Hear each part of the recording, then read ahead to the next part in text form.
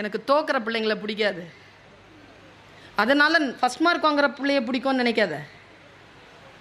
First mark வாங்குற பிள்ளையையும் பிடிக்காது, தோக்கிற பிள்ளையும் பிடிக்காது. ஃபஸ்ட் மார்க் வாங்குறவனை ஜெயிக்கிற பிள்ளை பிடிக்கும்.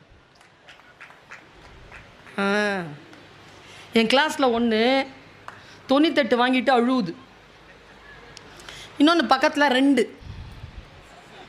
சிரிக்குது. இவளுக்கு 98 வாங்கிட்டு அழக்கூடாதுன்னு தெரியல. இந்த பொண்ணுக்கு 2 மார்க் வாங்கிட்டு சிரிக்கக்கூடாதுன்னு தெரியல. 2 என் கிளாஸில் தான் இருக்குது.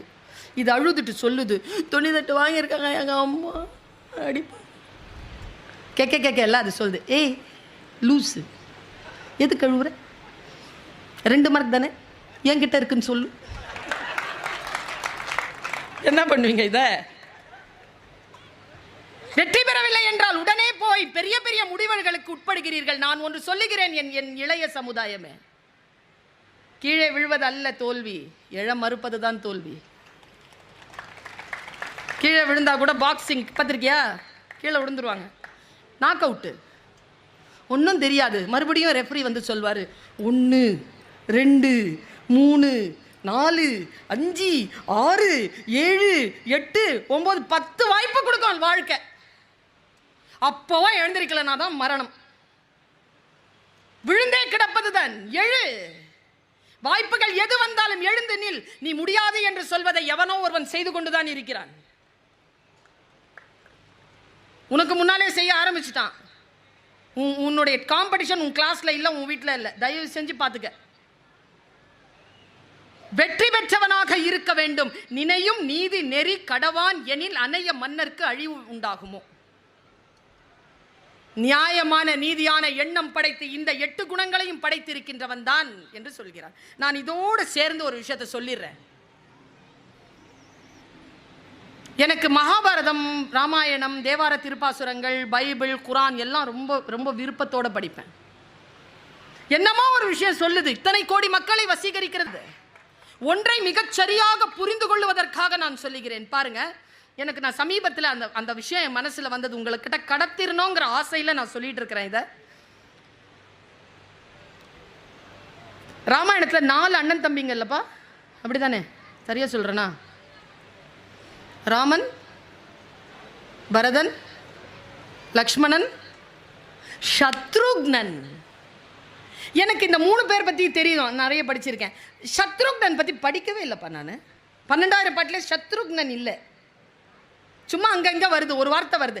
சத்ருக்னன் அப்படிங்கிற சொல்லுக்கு என்ன அர்த்தம்? நான் ஒருத்தர்கிட்ட கேட்டேன். சத்ருனா பகை, க்னன் என்றால் அழித்தவன், பகை அழித்தவன். ஆனால் அவன் எந்த போர்லையும் ஈடுபட்டதா சரித்திரம் இல்லை. அப்படி என்றால் சத்ருக்னன் என்பதற்கான பொருள் என்ன என்று வியாக்கியானம் கேட்டபொழுது பெரியவர்கள் ஒரு வார்த்தையை சொன்னார்கள். நான் அப்படியே கடத்தி விட்டு போகிறேன், ஆசீர்வாதம் கொண்டவர்கள் புரிந்து கொள்ளுங்கள். ஒவ்வொரு பிறப்பிற்கும் ஒரு நோக்கம் இருக்கிறது. எல்லோருக்கும் ஒரு நோக்கம் இருக்கிறது. எனக்கு ஒரு நோக்கம் இருக்கிறது. சத்ருக்னனுக்கு என்ன நோக்கம் தெரியுமா?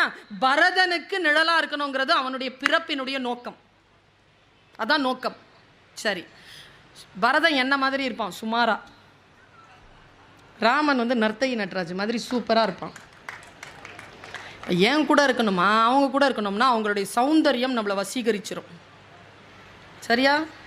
ராமனுடைய சௌந்தரியம் பயங்கரமா இருக்குமாங்க, வசீகரிக்குமா, அப்படி வசீகரிக்குமா அந்த சௌந்தரியம். ஆனால் அந்த சௌந்தரியத்தை பக்கத்தில் நீ போயிட்டனா நீ உன் பிறப்பின் நோக்கம் உனக்கு விடுபட்டு போயிடும். நீ பரதனோட இருக்க முடியாது. சத்ருக்னன் இந்த உலகமே, இந்த உலகத்தினுடைய அனைத்து ஆன்மாக்களும் போய் மண்டியிடக்கூடிய ராமன் என்கின்ற சௌந்தரியம் என்பது தன் வாழ்க்கைக்கு பகை என்பதனால் அதை வென்றவன் என்பதற்காக அவனுக்கு சத்ருக்னன் பேர். எல்லாருக்கும் நல்லவங்க தான். அமுதால் செய்த நஞ்சு சில பேருக்கு தான் அது அமுது, பல பேருக்கு நஞ்சு.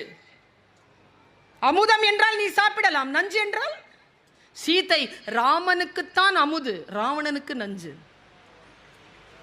அதனால்தான் அஞ்சினேன் அஞ்சினேன் அச்சீதை எனும் அமுதால் செய்த நஞ்சினால் நாளை இலங்கை வேந்தன் இத்தகைய நன்றோங்கிற மண்டோதரி.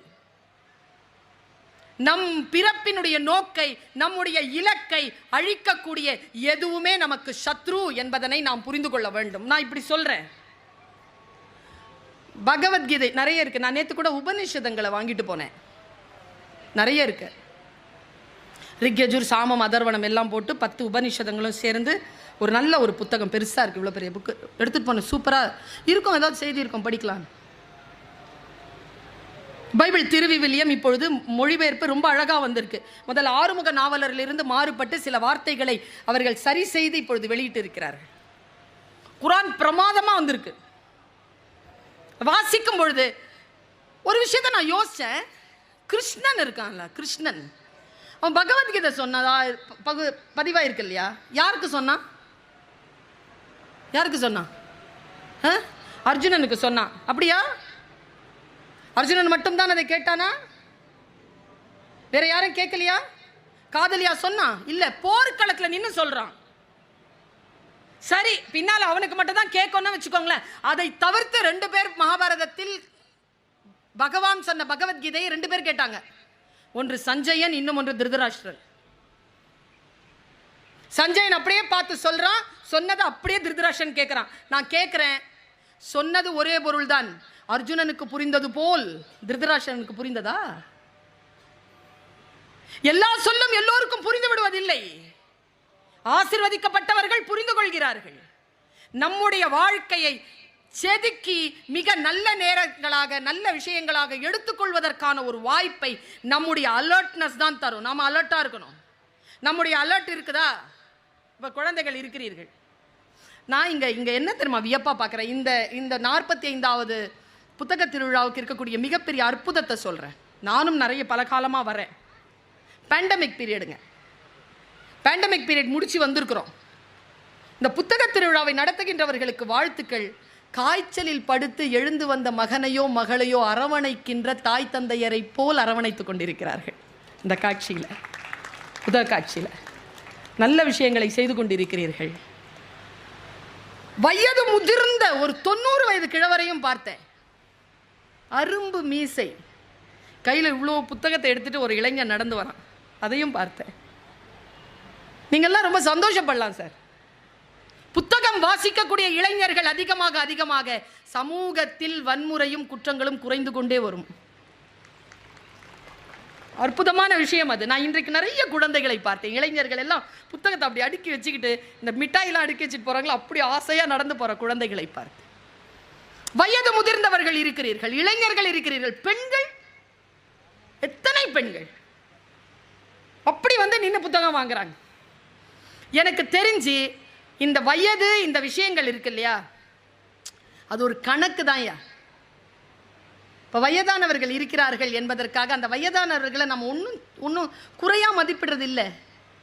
சின்ன குழந்தைகளை தூக்கி கொண்டாட வேண்டியதும் இல்லை. எல்லாம் அந்த நேரத்திற்கு அவர்கள் சரியாக சிந்திக்கிறார்களா என்பதை மட்டும் பார்த்துக் கொள்ளுங்கள். 65 வயசு ஆண் ஒருத்தர் கேவலமாக நடந்துக்கிட்டார். நான் கேட்டேன் அவர்கிட்ட, ஐயா 65 வயசு ஆச்சு இப்படி நடந்துக்கிறீங்களே? அவன் பதில் பாருங்க சொன்னது, இந்த வயதில் எப்படி நடந்து கொள்வது என்று எனக்கு தெரியவில்லை. ஏனென்றால் இந்த வயதில் இதற்கு முன் நான் இருந்ததில்லை. அப்படிதானே? எல்லாமே வந்துருமா? வயசானதுனால எல்லா நன்மைகளும் வந்து அப்படி இல்லை. ஆனால் ஒன்று சொல்கிறேன், இந்த உலகம் நம்மை எப்படியேனும் தாழ்த்த வேண்டும், வீழ்த்த வேண்டும் என்று நினைக்கும். அதிலிருந்து எப்படி நம்மளை காப்பாற்றிக்கிறதுக்குன்னு ஒரு வார்த்தையை சொல்கிறேன் நான். மார்டின் நவரத்னலோவான்னு ஒரு அம்மா இருக்கு, தெரியுமா யாருக்காவது? தெரியும். ஸ்டெஃபி கிராஃபர் தெரியும் எல்லாருக்கும். ஏன்னா நம்ம எல்லாருமே ஸ்டெஃபி கிராஃபனுடைய ஃபேன்ஸ் தான். மார்டின் நவரத்னலோவா யாருக்கும் பிடிக்காது. அதுக்கான அரசியல் நமக்கு தெரியும். அந்த அம்மா அழகாக இருக்கும்.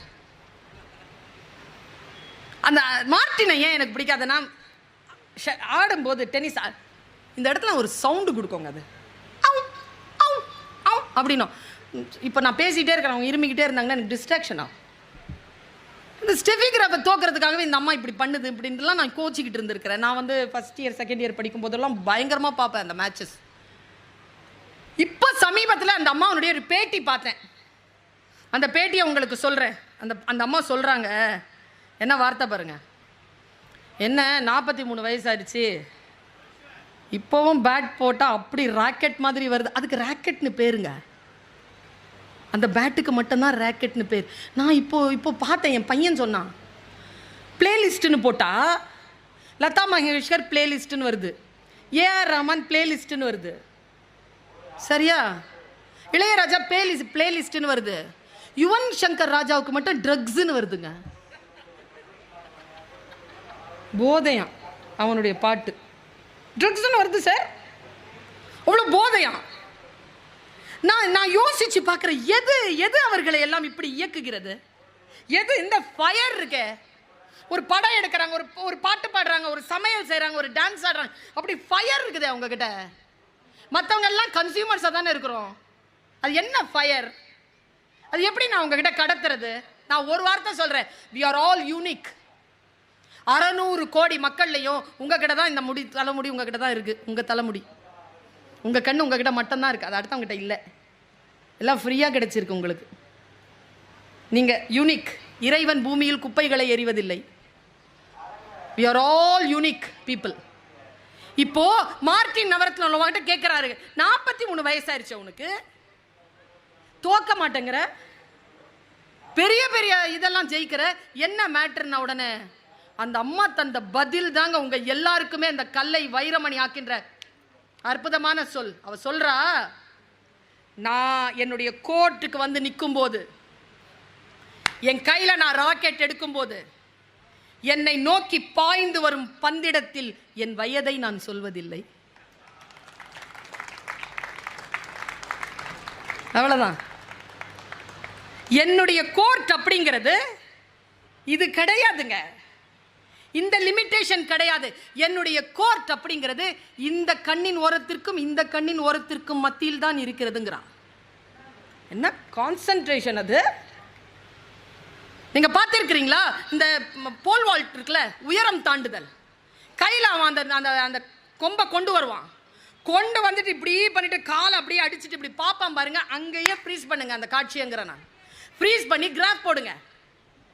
உயரம் தாண்டுதல்ல அவன் வந்து அந்த கம்பி இருக்குல்ல, அந்த கம்பியை தாண்டினா போதுங்க, கம்பி வைக்க மாட்டாங்க. அவனுடைய ஐயில் இருக்கக்கூடிய அந்த எல்லையை காத்துல அவன் கோடு கிழிப்பாங்க. அவன் கம்பியில கிழிக்க மாட்டான், காத்துல கோடு கிழிப்பான் அவன்.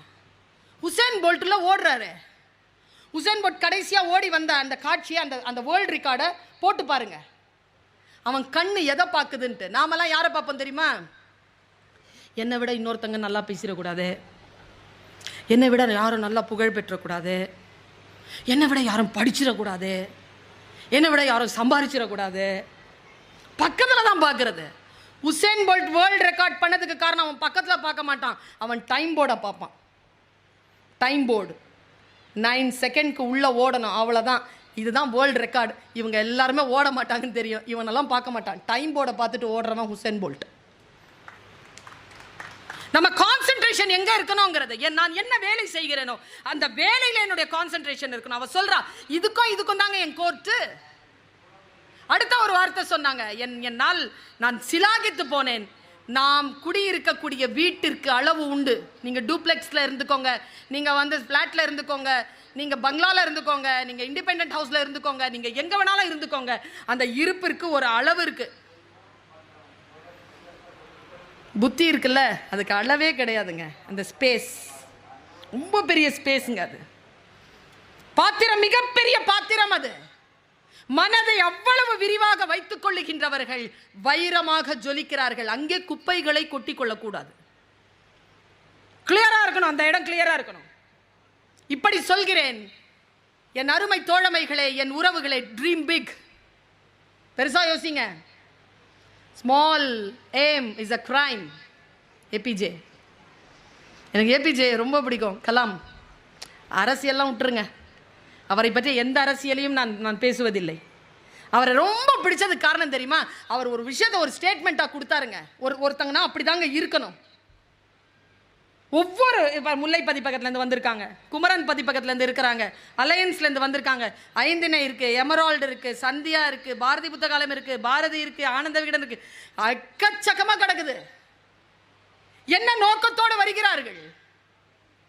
அவங்களுடைய உலகம் எவ்வளவு பெரியது! அவர்கள் எவ்வளவு பெரிய சிந்தனைகளை கொண்டு வந்து கொண்டிருக்கிறார்கள். உங்கள்கிட்ட துணிச்சலா ஒரு விஷயத்தை சொல்றேன் நான். நீங்கள் இந்த புத்தகம் வாங்குனீங்களா? போய் காசு கொடுத்து வாங்குனீங்க தானே? காசு கொடுத்தானே வாங்குனீங்க? நான் ஒன்று சொல்றேன், இந்த பர்வீன் சுல்தான் நான் சொல்றேன், மனசுல எழுதி வச்சுக்கோங்க. எந்த புத்தகத்தையும் இந்த உலகத்தில் எவராலும் காசு கொடுத்து வாங்கி விடவே முடியாது. நீங்கள் வாங்கியதெல்லாம் அச்சு கூலியும் காகித கூலியுமே தவிர புத்தகத்தை உங்களால் விலை கொடுத்து வாங்க முடியாது. சிந்தனை எப்படிங்க வாங்குவீங்க? 400 ரூபாயில் கிடைச்சிருமா அந்த சிந்தனை? புத்தகத்தை ஏன் நேசிக்கிறோம்? சிந்தனைகளை நேசிப்பதனால். நம்மை உருவாக்குகின்ற அந்த கலாம் ஒரே விஷயம் சொன்னாருங்க, ஆக பெரிய நான் பட்ட சந்தோஷத்தின் ஆனந்தத்தினுடைய எல்லையை சொல்லிட்டு போனார். அதை சொல்லி நான் நிறைவு செய்கிறேன். ஆனந்தத்தினுடைய எல்லை சொல்றார். எனக்கு, நான் தமிழ் படித்தவள், எனக்கு இந்த மொழிகளின் மீது இருக்கக்கூடிய அரசியலில் மிகுந்த கவனம் உண்டு. மகிழ்ச்சி என்பது வேறு, ஆனந்தம் என்பது வேறு. ஆனந்த கோஷம் என்பார்கள், இது சமஸ்கிருத சொல்லது, உவகை. அது வேற வேற ஸ்டேட், அது மனநிலையே வேற. ஆனந்தமா இருக்கிறது வேற, மகிழ்ச்சியா இருக்கிறது வேற. மகிழ்ச்சி என்பது வெளியிலிருந்து உட்செல்வது, ஆனந்தம் என்பது உள்ளிருந்து வெளிப்படுவது. இங்கிருந்து வரும், இன்வர்டு இல்லை, வெளியில வரும். ஆனந்தமானேன்றாருங்க அவரு. அந்த ரெக்கார்டிங்ல சொல்றாரு, நான் ஆனந்தமாக இருந்தேன். என்ன பண்ணீங்க?